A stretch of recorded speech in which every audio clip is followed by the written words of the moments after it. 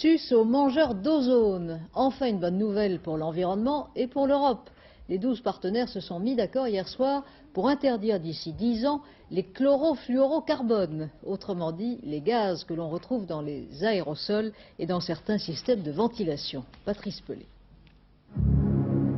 Une bombe domestique qui libère du CFC, ce gaz qui menace notre planète, une image qui devrait disparaître d'ici la fin du siècle.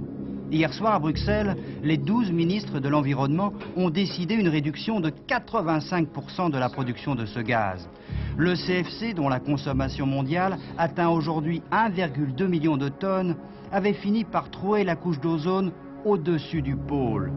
La couche d'ozone, une fine pellicule qui enveloppe la Terre et qui filtre les rayons ultraviolets en provenance du Soleil.